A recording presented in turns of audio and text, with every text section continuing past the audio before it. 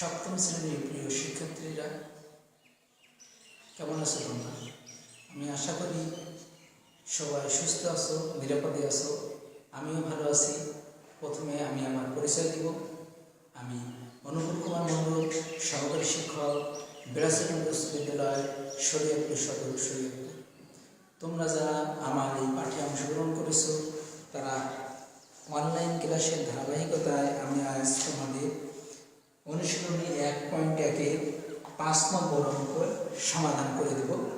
তোমরা যারা এই পাঠে অংশগ্রহণ করেছো তারা 1.1 8 পৃষ্ঠায় 1.1-এর অনুশীলনী 1.1 5 নম্বর অঙ্কের সমাধান তোমরা দেখো। এখানে বইয়ে আছে, সেটা আমি লিখে দিয়েছি।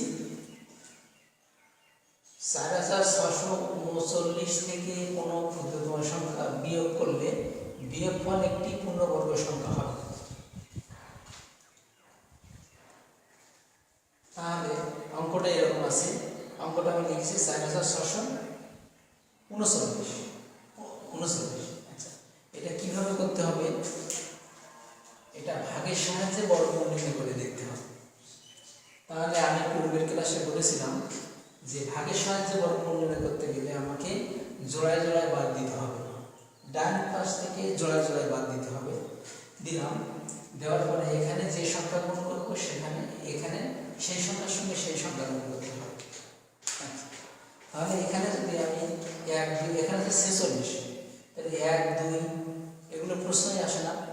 3-এর সঙ্গে 3 ধরলে 3-এর সঙ্গে 3 গুণ করলে 6 হবে।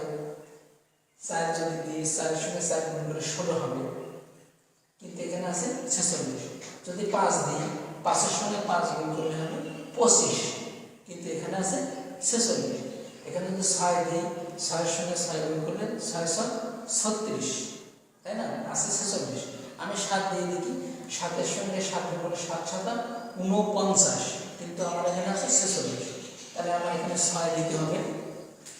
6 যদি আমি এখানে 6 দিই 6-এর সঙ্গে 6 গুণ করলে 636। এখানে যে সংখ্যা দেব সেই সংখ্যার সঙ্গে সেই সংখ্যা গুণ করতে হবে। তাহলে 6 দিচ্ছি, 6-এর সঙ্গে 6 গুণ করলে 36, বিয়োগ করলে হবে 10। এখন এই অঙ্কের নিয়ম আমি পূর্বে বলেছি যে জোড়ায় জোড়ায় নামাতে হবে। তাহলে থাকলো কত? বিয়োগ করে 10 থাকলো 1039, তাই না? আচ্ছা, এবার তারপরে নিয়মটা হলো এইখানে যে সংখ্যা থাকবে সেই সংখ্যার ডাবল এখানে দিতে হবে। তাহলে 6-এর ডাবল 12। এবার এখানে যে সংখ্যা নেব সেই সংখ্যা এখানে দিতে হবে। এখানে যদি 1 নেই তাহলে এখানে 1 নিতে হবে। এখানে 2 নিলে 2-এর সঙ্গে এখানে 2 নিতে হবে। এখানে যদি 3 নেই সাপোজ, এখানে 3 নিতে হবে। 3-এর সঙ্গে একসাথে গুণ করলে কত হবে? 3 3 9 হবে, 3 2 6 হবে, 3 1 3 হবে। তাহলে অনেক ছোট হয়ে যায়, তাহলে আমি 3 নিব না, আরো বড় নিতে হবে। 4 নিতে হবে, 4 নিলে ছোট হয়ে যাবে। 5 নিলে 5-এর সঙ্গে 125 গুণ হবে, এখানে 5 নিতে হবে। এখানে যে 6 নিলে 6-এর সঙ্গে এখানে 6 নিতে হবে। 6-এর সঙ্গে 126 গুণ করলে ছোট থাকবে। তাহলে 7 নিব, 7-এর সঙ্গে 127 গুণ করব, 127 গুণ করব, তাহলে ছোট থাকবে। আমি এখানে যদি 8 নিই, 8 নিয়ে দেখি, 8-এর সঙ্গে 8 গুণ করব। এখানে 8 নিচ্ছে, এখানে 8, তাহলে 8-এর সঙ্গে 128 গুণ। 8-এর সঙ্গে 8 গুণ, 8 8 64, 4 হাতে 6, 8 8 64, 4 নিলাম হাতে 6, 8 2 16, 17 18 19 20 22, 22-এর 2, 8 8 64, 4 8 2 16, 17 18 19 20 22, 22-এর 2 হাতে 2, 8 2 8 1 8, 8 আর 2 10। তাহলে 8-এর সঙ্গে 128 গুণ করলে 1024 হবে।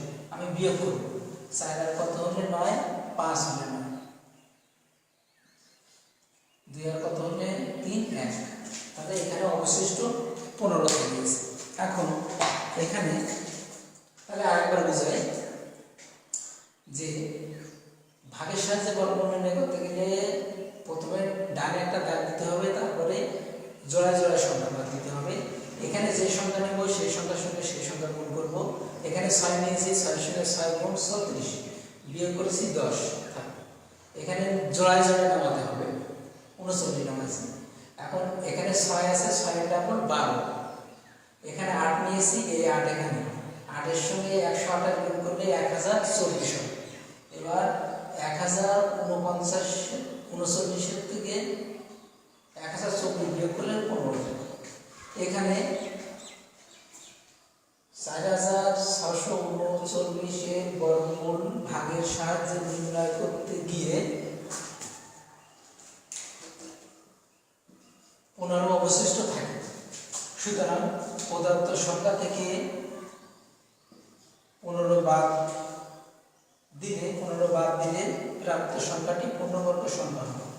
নির্ণয় ক্ষুদ্রতম সংখ্যা 15।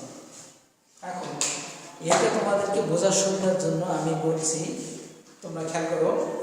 7 পৃষ্ঠায় উদাহরণ 4 আছে। 7 পৃষ্ঠায় উদাহরণ 4 এর অঙ্কটা আর এই অঙ্কটা একই।